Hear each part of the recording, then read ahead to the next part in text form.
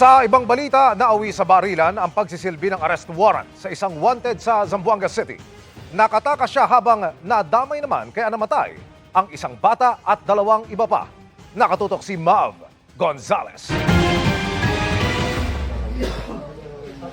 Sa rami ng dugo sa loob ng bahay, hindi maikakailang may karahasang nangyari.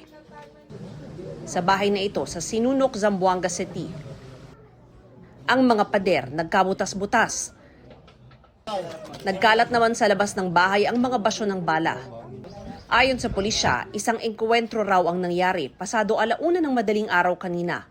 3 ang nasawi sa barilan at kasama rito ang isang batang 12 taong gulang. Kailangan niya po managot kasi hindi po tama ang inyong ginawa. Kinuha niyo po yung buhay ng pamilya ko, ng papa ko po, ng pinsan ko, tsaka yung kapatid ko po. Imagine 12 years old, walang kamuwang-muwang, tapos ganun po ang nangyari. Sa report ng pulisya, naghahain sila ng arrest warrant laban sa isang Saddam Siddiq para sa kasong murder. Sa pahayag na inilabas ng Police Regional Office 9, sinabi nitong nagpakilala daw ang mga miyembro ng PNP at AFP na maghahain ng arrest warrant.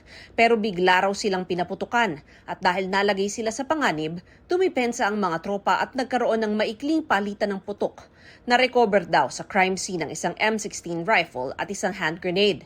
Pero ang kaanak ng mga biktima, itinangging nanlaban ang mga nasawi. Binaril po ng walang kamalay-malay, natutulog lang po sila. Hindi po sila ng laban. Nalaman ding hindi kasama ang hinahanap na sospek sa 3 nasawi at sa 3 sugatan. Nang kumpirmahin ng mga otoridad na lamang niwala pala sa loob ng bahay ang hinahanap na target ng warrant. Nakipag-ugnayan na rin ang lokal na pamahalaan ng Zamboanga City sa pulisya para tutukan ng insidente. One thing is clear.